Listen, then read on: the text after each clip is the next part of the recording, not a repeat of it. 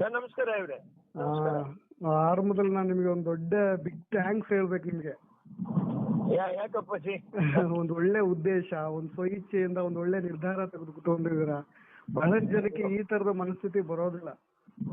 ಅಯ್ಯೋ ದೇವ್ರೆ, ಏನ್ ನಮ್ಮ ಉದ್ದೇಶ ಏನಿಲ್ಲ, ನಮ್ಮ ತಾಯಿಯವ್ರ ಉದ್ದೇಶ ಅವ್ರು ಇದ್ದಾಗ ಏನಿತ್ತೋ ಅಷ್ಟೇ ಅವ್ರು ಹೇಳಿದ್ದಂತೆ ನಾವು ನಡ್ಕೊಳ್ಳೋದು ನ್ಯಾಯ ಅಂತ ಅನ್ಸ್ತದೆ ಅಷ್ಟೇ.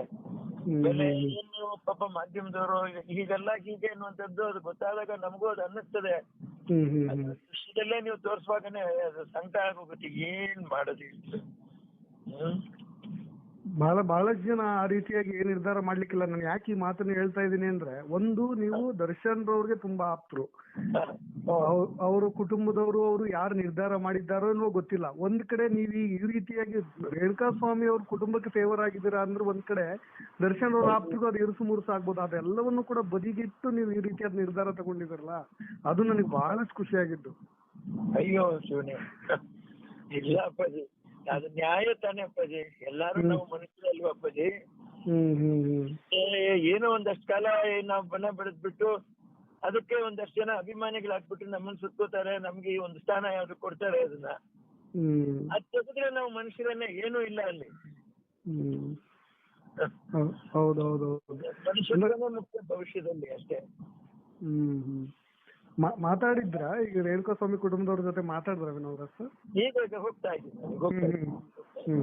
ಸ್ವಲ್ಪದಲ್ಲಿ ಭೇಟಿ ಆಗ್ಬಿಟ್ಟು ಮಾತಾಡ್ತೀನಿ. ಅಲ್ಲ, ಇಂಥ ವಿಷಯಗಳಲ್ಲಿ ಬಹಳಷ್ಟು ಸರಿ ನಾವು ಅದು ಕೇಳೋದು ತುಂಬಾ ತಪ್ಪಾಗುತ್ತೆ. ನೀವು ಸ್ವಲ್ಪ ಮೊತ್ತ ಕೊಟ್ಟರು ಅದು ದೊಡ್ಡ ಮೊತ್ತವೇ, ಅದು ಒಂದು ಕನಿಷ್ಠ ಪಕ್ಷದ ಒಂದು ಕಾಳ.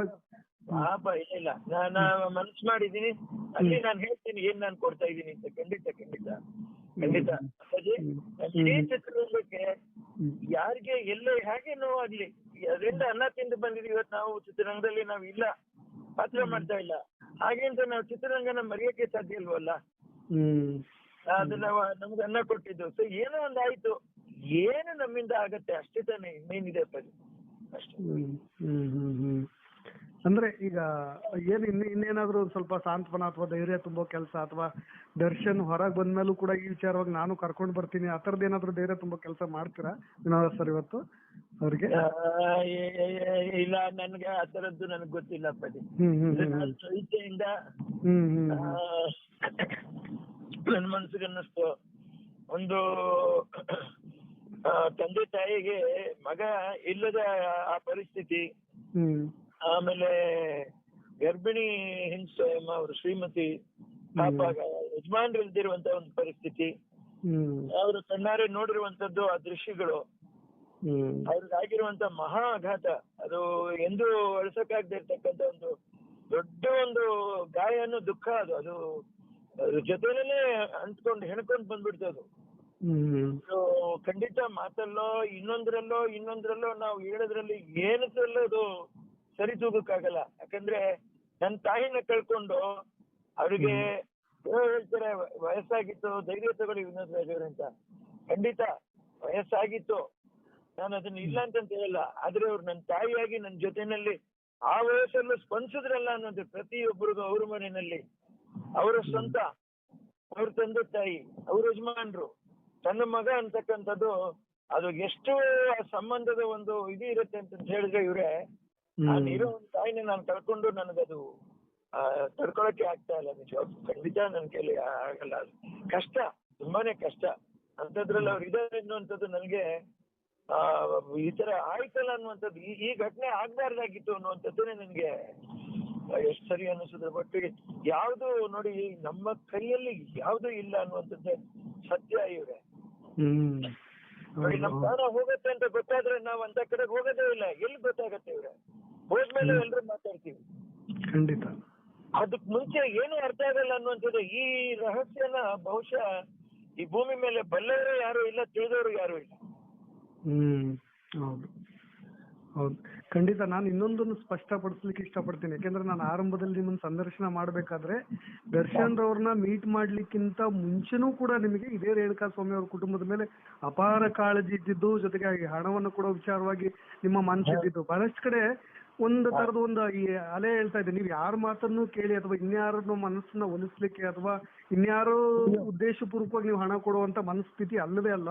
ನಿಮಗೆ ಒಂದು ಸ್ವಇಚ್ಛೆಯಿಂದಲೇ ಕೊಡ್ತಾ ಇದ್ದೀರಾ ಅಂತ ನಾನು ನಿಮ್ಮ ಮುಖಾಂತರ ಸಮಾಜಕ್ಕೆ ಸ್ಪಷ್ಟಪಡಿಸ್ತಾ ಇದ್ದೀನಿ ಅಷ್ಟೇ ವಿನೋದ್ರಾಜ್ ಸರ್. ನೀವು ಖಂಡಿತ ಸ್ವಇಚ್ಛೆಯಿಂದಲೇ ನಾನು ಮಾಡ್ತಾ ಇರೋದು.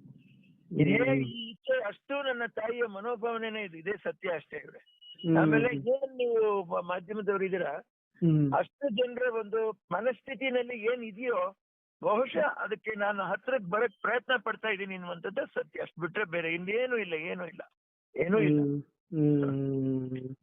ಇನ್ನೊಂದ್ ಕಡೆ ಅದು ನಾನು ನಿಮ್ ಮುಖಾಂತರ ಇದೊಂದು ನಿಮಗೆ ಒಂದು ಅಪಾರವಾದ ಧನ್ಯವಾದಗಳನ್ನ ಸಲ್ಲಿಸೋದ್ರ ಮುಖಾಂತರ ಕನಿಷ್ಠ ಪಕ್ಷದ ಈ ದರ್ಶನ್ ಮೇಲೆ ಎಷ್ಟು ಪ್ರೀತಿ ಅಪಾರವಾದ ಪ್ರೇಮ ಇದೆಯಲ್ಲ ಅಭಿಮಾನಿಗಳಿಗೆ, ಈ ತರ ಒಂದು ರೇಣುಕಾಸ್ವಾಮಿ ಕುಟುಂಬಕ್ಕೂ ಅಥವಾ ಇನ್ನು ಅನಾಥರಾಗಿರೋ ಇನ್ನು 17 ಜನರು ಇದಾರಲ್ಲ ಆಯಾ ಕುಟುಂಬಗಳು ಬಡವರು ಇದ್ದಾರಲ್ಲ ಅವ್ರಿಗೂ ಅಭಿಮಾನಿಗಳು ಒಂದ್ ಸ್ವಲ್ಪ ಕೇರ್ ಮಾಡೋ ಅಥವಾ ಕನ್ಸರ್ನ್ ತೋರ್ಸೋದ್ರ ಮುಖಾಂತರನಾದ್ರೂ ಒಂದು ಒಳ್ಳೆ ರೆವಲ್ಯೂಷನ್ ಆಗ್ಲಿ. ನಿಮ್ಮಂತ ಮನಸ್ಥಿತಿಗಳಿದ್ದಾಗ ಈ ತರ ಪರಿಣಾಮಕಾರಿ ಕೆಲಸ ಆಗುತ್ತೆ. 100% ಆಗುತ್ತೆ, ಆಗ್ಬೇಕು. ನಾವು ಏನಿದೆಯೋ ಇದು ನಾವೇನ್ ಪರಿವರ್ತನೆ ಪಶ್ಚಾತ್ತಾಪ ಅಂತ ಹೇಳ್ತೀವಲ್ಲ, ಅದು ನಮಗೆ ಅರಿವಾದ ನಂತರ ನಾವು ಮಾಡ್ಬೇಕಾಗಿದ್ದು ಏನು ಅನ್ನುವಂಥದ್ದು ನಾವು ಕಾರ್ಯೋನ್ಮುಖವಾಗಿ ನಮ್ಮಿಂದ ಏನ್ ಮಾಡಕ್ ಸಾಧ್ಯ, ಅದು ತುಂಬಾ ಮುಖ್ಯ. ತುಂಬಾ ಮುಖ್ಯ ಅಪ್ಪಾಜಿ. ಅದು ಎಷ್ಟಾದ್ರೂ ಇರ್ಬೋದು, ತಾವ್ ಹೇಳ್ದಂಗೆ ಎಷ್ಟಾದ್ರೂ ಇರ್ಬೋದು, ಹನಿ ಕೂಡಿಲ್ಲ ಧ್ವನಿ ಕೂಡಿರಾಗ. ಹಾಗೆ ನಾವು ಮಾಡ್ಕೊಂಡು ಹೋದ್ರೇನೆ ಅದು ಈ ಗಾಯ ಆಡ್ಬೇಕು ಅಂತ ಹೇಳಿದ್ರೆ ಇದು ಒಂದೇ ರೀತಿ, ಬೇರೆ ಯಾವ ದಾರಿನೂ ಇಲ್ಲ. ಯಾಕಂದ್ರೆ ಒಂದು ಘಟನೆ ಆಗೋಯ್ತು, ಒಂದು ಪೆಟ್ಟು ಬಿದ್ದ್ಬಿಡ್ತು. ಈಗ ಆ ಹುಣ್ಣನ್ನ ನಾವು ಹಾಗೆ ಸರಿ ಮಾಡ್ಕೊಂಡು ಹೋಗ್ಬೇಕು, ಅದೇ ಅಷ್ಟೇ. ಬಿಟ್ರೆ ಇನ್ನೇನಿದೆ ರೀ, ಏನೂ ಇಲ್ಲ. ಈ ಪುಣ್ಯದ ಫಲ ಎಲ್ಲ ನಿಮ್ಗೆ ಸಿಗುತ್ತೆ ಸರ್, ಖಂಡಿತ ಅದು ಸಿಗಲಿ ಅಂತ ಹೇಳ್ತೀನಿ. ಜೊತೆಗೆ ನಿಮ್ ತರದ ಮನಸ್ಥಿತಿ ಎಲ್ರಿಗೂ ಕೂಡ ಬರ್ಲಿ ಅಂತ ಅಷ್ಟೇ ಆ ದೇವರಲ್ಲಿ ನಾವೆಲ್ಲರೂ ಪ್ರಾರ್ಥನೆ ಮಾಡ್ಕೊಳ್ಳೋದು. ಮನುಷ್ಯ ದೇವರಾಗೋ ಬಗೆ ಸರ್ ಇದು. ನೀವು ಈಗ ಮಾಡ್ತಾ ಇದ್ದಿರಲ್ಲ ಕೆಲಸ, ತುಂಬಾ ಹತ್ತಿರದಿಂದ ಬಲ್ಲವನಾಗಿ ಮನುಷ್ಯ ದೇವರಾಗುವ ಬಗೆ ಸರ್ ಈ ತರದ ಪ್ರಯತ್ನಗಳ ಮುಖಾಂತರ. ಅಯ್ಯೋ ಭಗವಂತ, ನೀವು ಆ ದೊಡ್ಡ ಪರಿಸ್ಥಿತಿಯನ್ನು ನೋಡ್ತಾ ನಮ್ಮಿಂದ ಏನ್ ಸಾಧ್ಯ, ಖಂಡಿತ ನಾವು ಮಾಡೋಣ ಖಂಡಿತ. ದರ್ಶನ್ ಅವರ ಒಳ್ಳೇದಕ್ಕಾಗಿ, ಆಮೇಲೆ ನಮ್ಮ ಚಿತ್ರರಂಗಕ್ಕೂ ಒಂದು ಗೌರವ, ಒಂದು ಮರ್ಯಾದೆ ಇರುತ್ತೆ. ಏನು ನಮ್ಮಿಂದ ಆಗುತ್ತೋ ನಾವು ಮಾಡಬೇಕು, ಮಾತಾಡೋದಲ್ಲ. ನೋಡೋಣ ಏನು ಮಾಡೋಕ್ಕಾಗುತ್ತೆ, ಮಾಡೋಣ. ಭಗವಂತ ಕೊಟ್ಟಿದ್ದಾರೆ, ತೋರಿಸಿದ್ದಾರೆ, ಮಾಡೋಣ. ಧನ್ಯವಾದಗಳು ಸರ್. ಕನ್ನಡ ಪರಿಸ್ಥಿತಿಯನ್ನು ನೋಡ್ತಾ ನಮ್ಮಿಂದ ಏನು ಸಾಧ್ಯ, ಖಂಡಿತ ನಾವು ಮಾಡೋಣ ಖಂಡಿತ. ದರ್ಶನ್ ಅವರ ಒಳ್ಳೇದಕ್ಕಾಗಿ, ಆಮೇಲೆ ನಮ್ಮ ಚಿತ್ರರಂಗಕ್ಕೂ ಒಂದು ಗೌರವ, ಒಂದು ಮರ್ಯಾದೆ ಇರುತ್ತೆ. ಏನು ನಮ್ಮಿಂದ ಆಗುತ್ತೋ ನಾವು ಮಾಡಬೇಕು, ಮಾತಾಡೋದಲ್ಲ. ನೋಡೋಣ ಏನು ಮಾಡೋಕ್ಕಾಗುತ್ತೆ, ಮಾಡೋಣ. ಭಗವಂತ ಕೊಟ್ಟಿದ್ದಾರೆ, ತೋರಿಸಿದ್ದಾರೆ, ಮಾಡೋಣ. ಧನ್ಯವಾದಗಳು ಸರ್. ಕನ್ನಡ ಪರಿಸ್ಥಿತಿಯನ್ನು ನೋಡ್ತಾ ನಮ್ಮಿಂದ ಏನು ಸಾಧ್ಯ, ಖಂಡಿತ ನಾವು ಮಾಡೋಣ ಖಂಡಿತ. ದರ್ಶನ್ ಅವರ ಒಳ್ಳೇದಕ್ಕಾಗಿ, ಆಮೇಲೆ ನಮ್ಮ ಚಿತ್ರರಂಗಕ್ಕೂ ಒಂದು ಗೌರವ, ಒಂದು ಮರ್ಯಾದೆ ಇರುತ್ತೆ. ಏನು ನಮ್ಮಿಂದ ಆಗುತ್ತೋ ನಾವು ಮಾಡಬೇಕು, ಮಾತಾಡೋದಲ್ಲ. ನೋಡೋಣ ಏನು ಮಾಡೋಕ್ಕಾಗುತ್ತೆ, ಮಾಡೋಣ. ಭಗವಂತ